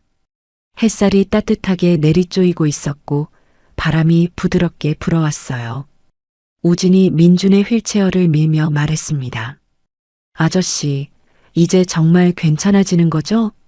응, 이제 괜찮아. 민준이 우진의 머리를 쓰다듬으며 말했을 때 서윤은 두 사람을 보며 미소 지었습니다. 이제 시작이야. 진짜 삶은 지금부터야. 1년 후, 가을 햇살이 작업실 창문으로 쏟아져 들어오고 있었습니다. 민주는 작업대 앞에 앉아 나무를 깎고 있었는데 왼쪽 다리에는 지팡이가 세워져 있었고 조금 절뚝거리긴 했지만 얼굴에는 평온한 미소가 떠올라 있었어요. 아빠, 이거 봐. 우진이 달려와 종이를 내밀었습니다. 학교 미술 시간에 그린 그림이요. 세 사람이 손을 잡고 있는 모습이 그려져 있었어요. 우와, 잘 그렸네. 우진이 진짜 잘 그린다. 선생님이 상 준대요. 우리 가족 그림 대회에서 1등 했어요. 우진이 환하게 웃었을 때 민주는 우진을 껴안으며 머리를 쓰다듬었어요. 자랑스럽다, 우리 아들. 우진은 작년에 정식으로 입양 절차를 밟아 민준과 서윤의 아들이 되었습니다. 이제 호적에도 이름이 올라가 있었고 학교에서도 당당하게 이우진이라는 이름을 쓰고 있었어요. 엄마는 회사, 오늘 중요한 회의 있대. 민준이 말했을 때 우진은 고개를 끄덕이며 책가방을 내려놓았습니다. 나 숙제할게요. 그래. 아빠는 인형 마무리하고 있을게. 민주는 다시 나무를 깎기 시작했어요. 손끝에서 나무 인형이 서서히 모습을 드러내고 있었는데 이번에는 세 사람이 손을 잡고 있는 모습이었습니다. 오후 5시쯤 현관문이 열렸어요. 다녀왔어요. 서윤의 목소리가 들렸고 우진이 현관으로 달려갔습니다. 엄마, 우진아, 학교 잘 다녀왔어? 서윤이 우진을 안아올리며 뺨에 뽀뽀를 해줬을 때 우진은 깔깔 웃었어요. 엄마, 나 오늘 상 받았어. 진짜? 우리 아들 최고다. 서윤은 우진을 내려놓고 작업실로 들어갔습니다. 민준이 나무 인형을 들고 있었어요. 이거. 응. 우리 가족. 민준이 미소 지으며 인형을 서윤에게 건넸을 때 서윤은 인형을 받아들고 눈시울이 붉어졌어요. 예쁘다. 정말 예쁘다. 작은 나무 인형 3개가 손을 꼭 잡고 서 있었습니다. 왼쪽은 여자, 오른쪽은 지팡이를 짚은 남자, 가운데는 작은 아이. 우리야. 민준이 말했을 때 서윤은 민준을 껴안았어요. 고마워. 돌아와줘서. 나도 고마워. 포기하지 않아줘서. 둘은 한참 동안 그렇게 안고 있었습니다. 저녁 식사는 세 사람이 함께 준비했어요.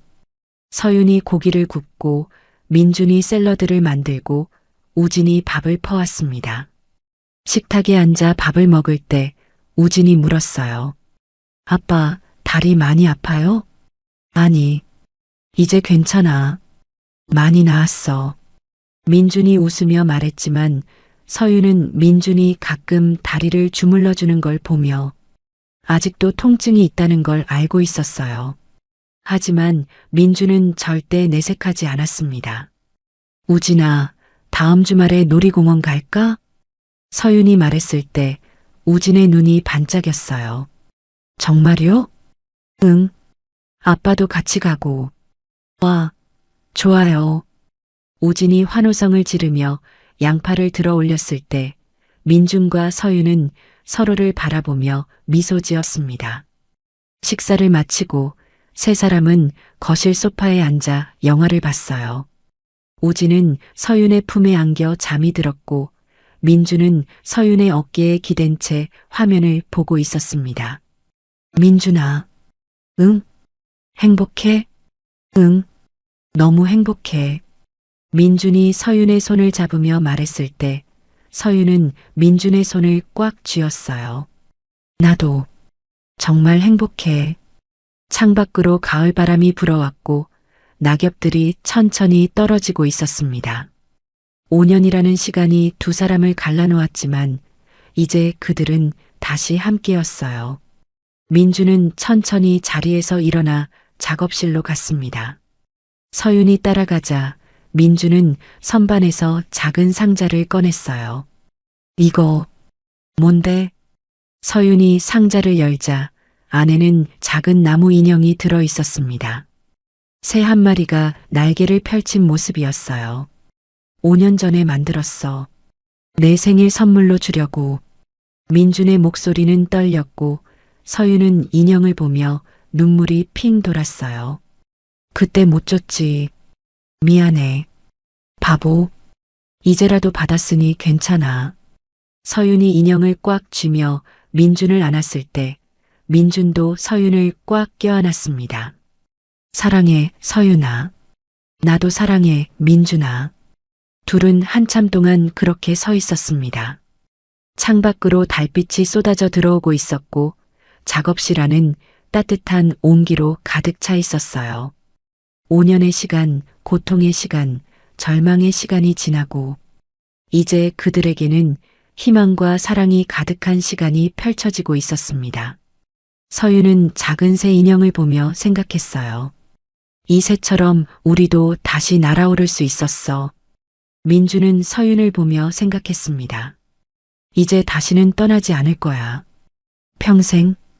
우진은 거실에서 잠들어 있었고 그 얼굴에는 평화로운 미소가 떠올라 있었어요. 세 사람의 이야기는 이제 시작이었습니다. 긴 겨울이 지나고 따뜻한 봄이 찾아온 것처럼